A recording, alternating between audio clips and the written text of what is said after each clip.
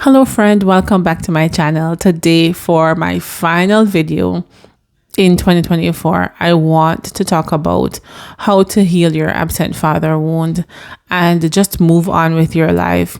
I truly believe that after this video, you can start a new chapter with God. I truly believe that the information that I will give you and the tools that I will give you will help you to move forward. So without further ado, let's get right into the video. So the first thing I want to talk about is what really happens in your life as a result of not having your father around, as a result of not having a good relationship with your father. There is a 3-level disconnection that happens in your life when you are rejected by your father. And that rejection, of course, is what causes the disconnection. A lot of women are not aware of this disconnection because honestly, you have to dig to find the information, to find the root cause of what you're going through, because there are so many things happening in your life that you would not be able to just right off the bat say, oh, well, I'm disconnected on 3 levels, right?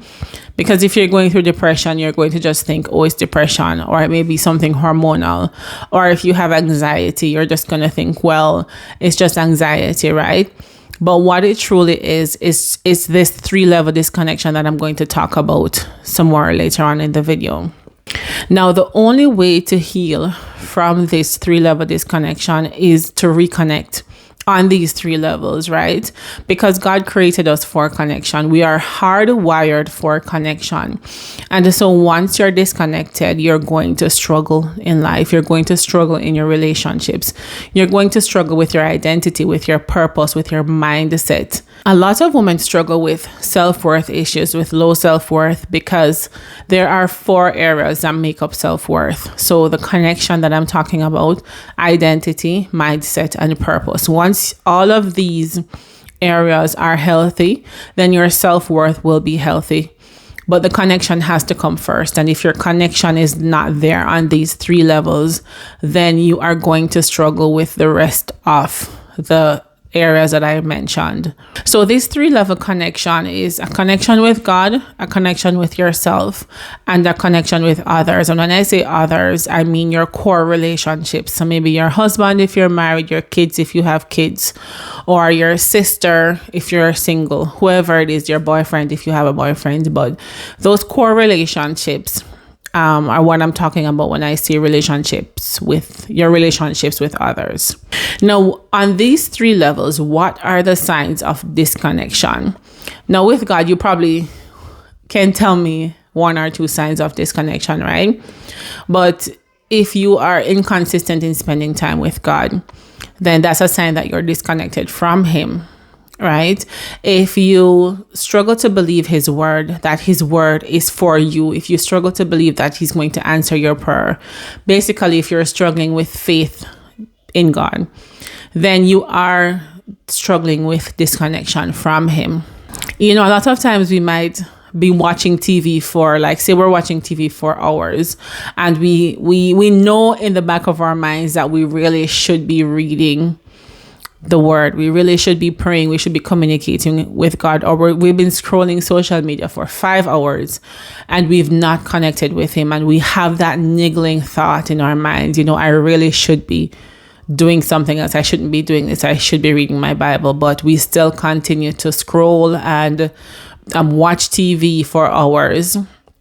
And that is because we are disconnected from God, right? And once there's that disconnection from God, you are going to experience disconnection on other levels, because just like connection is the key to the other 3 areas being healthy, that's your identity, your mindset, and your purpose. The connection with God is the key for your other connections, right? For the connection with yourself and for your connection with others. So what is the sign that you're disconnected from yourself? If you talk negatively about yourself, if you are an overworker, if you work a lot and you don't take care of your body, if you overeat and you don't take care of your body, generally, if you find that you're struggling to do what is good for yourself, to take care of yourself, then that is a disconnection with yourself. There are a lot of women who are successful, but they don't feel happy. They are disconnected from themselves. A lot of you are struggling to move on from your past, and that is a sign of being disconnected from yourself. Because if you are truly connected to yourself, then you will want to do what is best for yourself. So just like me, I used to not be able to drink a lot of water, even though I knew I needed to drink the water. I knew that if I didn't drink enough water, I would get a migraine and I would have to take Advil, which again is not good for my body, right? I still wouldn't, because I was disconnected from myself. I was not in tune to taking care of myself.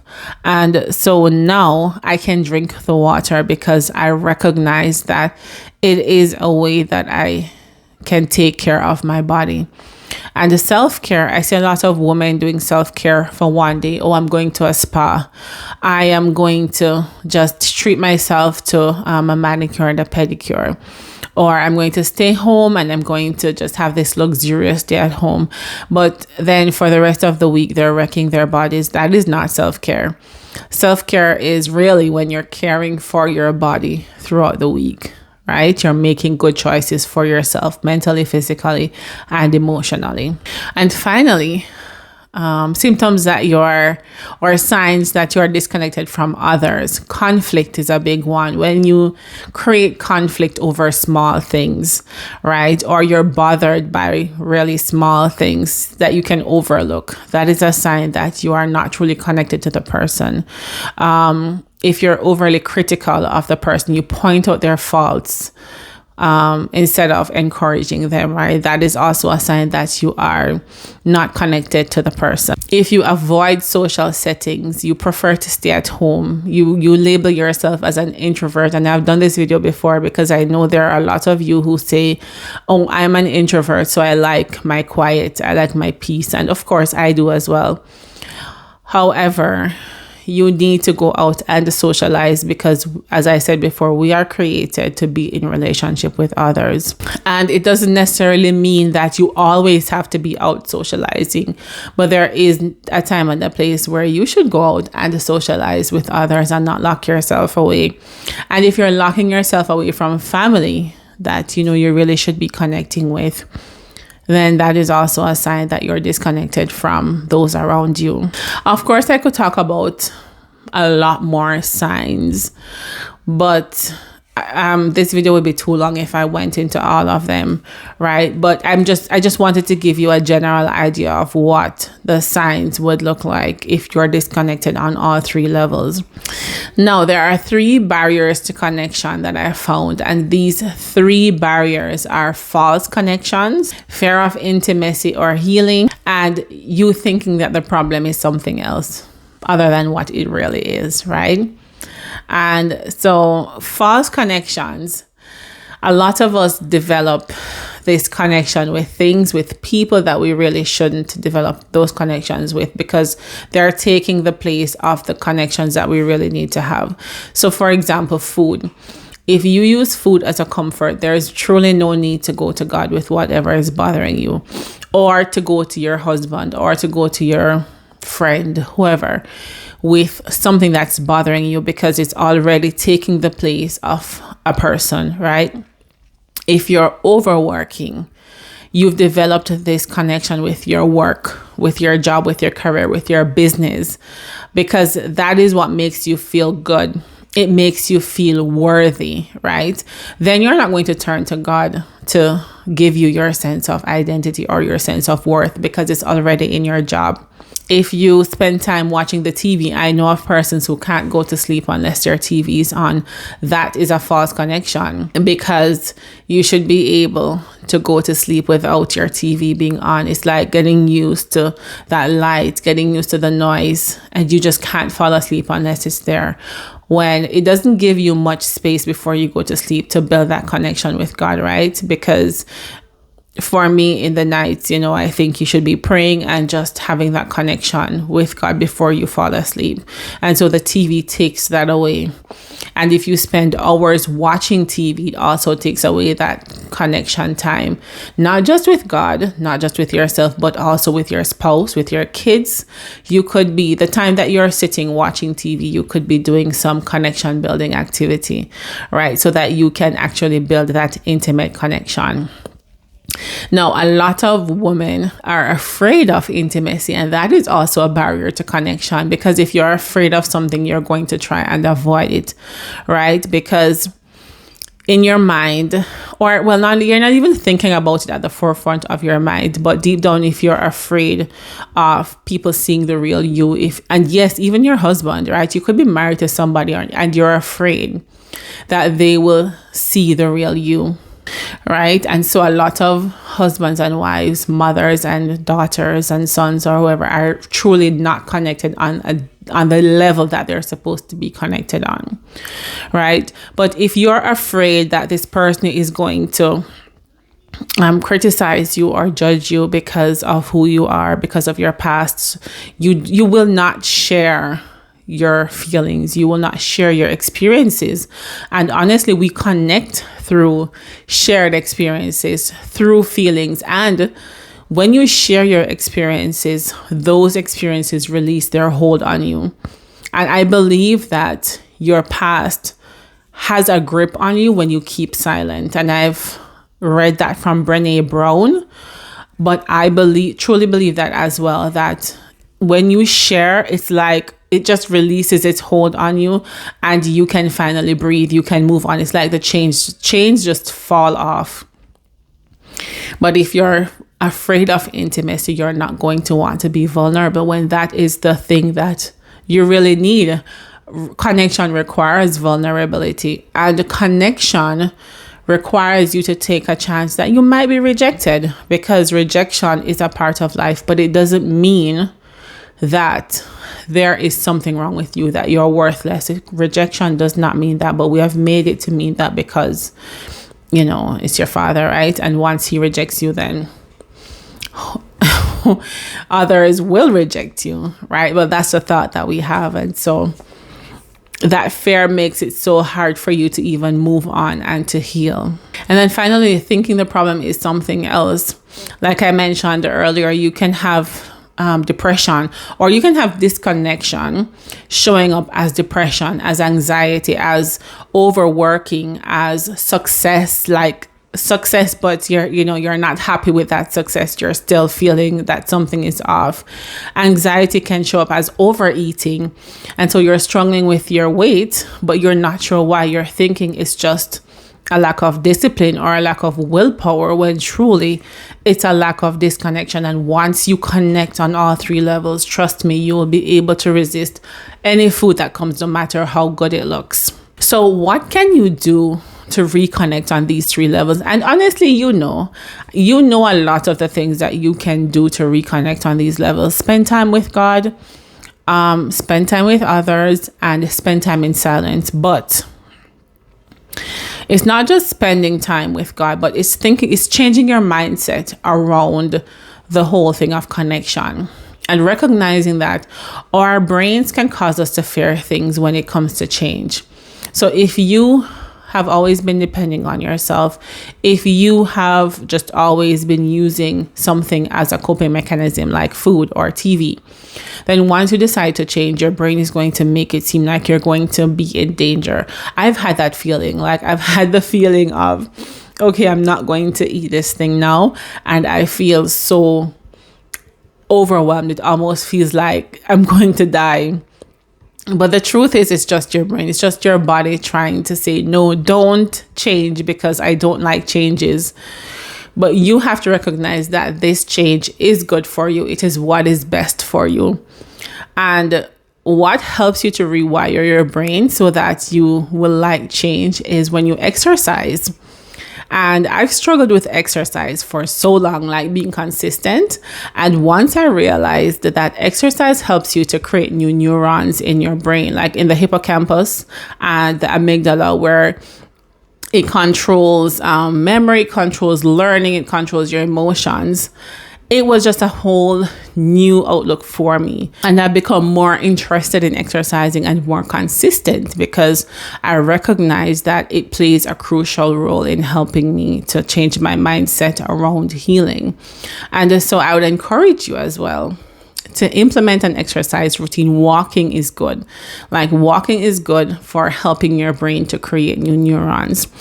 But also in connecting with God, it is understanding that this connection with God will help you to form your identity that you never formed properly in childhood. It will help you to change your mindset, and it will help you to walk in your purpose. I know a lot of women have a vision for what they want to do. God has given them this thing to do, and they're struggling to walk it out. And you're struggling to walk it out because of the fact that the connection is not there with Him. And He is the one that's going to give you the ideas, give you the tools, tell you what to do, right?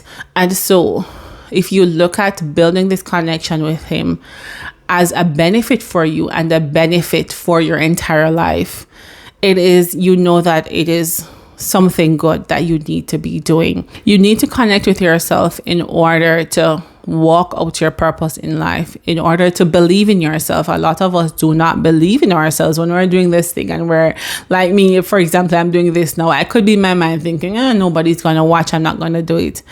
It doesn't make sense, I'm doing it. But honestly, if I believe that what I'm doing is right, if I believe that I am capable of doing it, then I will put my all into it. I will continue to do it even if nobody watches right now.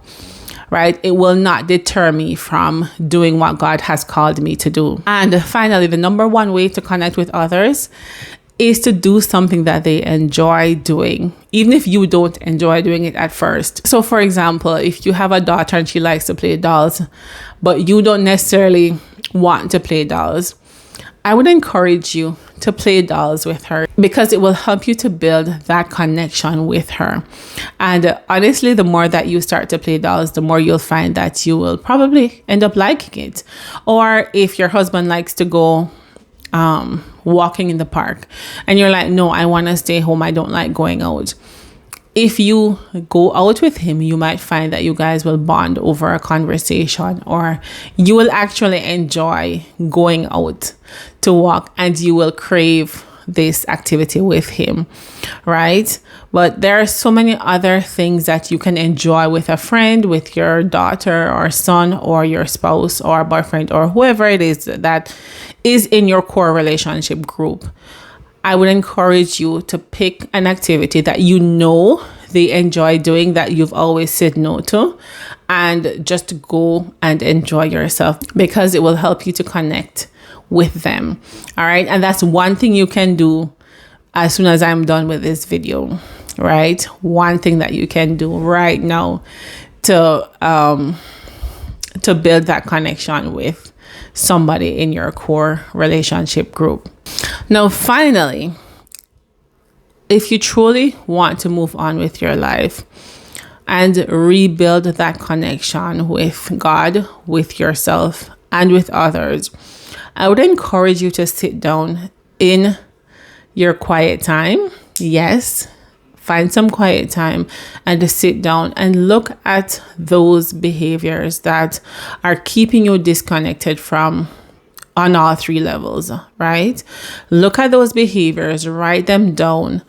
Or if you don't know them, then you can spend the next week, 2 weeks, just observing your own behavior. What do you have resistance to? What do you say no to? What do you shy away from? How many times do you stay away from others? How many times do you spend, how much time do you spend watching TV or scrolling on social media? Without judgment, just look, just make a note of it and see how much time you spend doing that. And just make an effort to replace those false connections with real connections. And when I say real connections, I mean with spending time with God, with spending time with yourself and with others, because that to me is the way that you're going to heal, by truly developing connections on these three levels. If any one of these levels remain unconnected, then you're going to struggle. And so I invite you to just look at those 3 levels and see where you are disconnected, the behaviors that are causing you to remain disconnected, and just resolve. No matter how you feel, don't look at your feelings, because naturally you're not going to want to do it ever. If you wait until you feel like you're going to do it or you want to do it, you'll never feel that way. Just take it from me. And this is a process. It's not going to happen tomorrow. You're not going to do it one time and then you're going to be like, oh, I love this. No, you are going to struggle. Your brain is going to be like fighting back. But just persist. Keep going. No matter how many times you fail, please do not give up. Because eventually you will get it. Eventually things will start to fall into place. I can't tell you how many times I've been frustrated. I've struggled. I've cried. I've prayed. I've read. I've researched. And I'm like, you know what? I'm done consuming information. Now it's time for me to start producing. And I saw that somewhere in a video as well today. It's like, you've consumed enough. And that's me, right? I've struggled, but I didn't give up. I did not give up. I kept reading. I kept going. I kept trying to find out what is it? What's going on? And I finally found the answer. And so I wanted to share that with you today. And I'm hoping that you will take something from this video and act on it. Please do not sit down and watch this video and then go away and start 2025 in the same position that you're in right now, in the same state that you're in right now. Take something from this video and act on it. If it's even just resolving to deepen one relationship, one core relationship, and I pray that that one is with God, then do that. Because I think once you develop that deeper relationship with God, then other things will start to fall into place. All right. I just want to wish you a happy new year. And I wish you all the best for 2025. And if you have any questions, please leave them down below in the video and I'll be happy to answer them for you. All right. See you in 2025. Bye.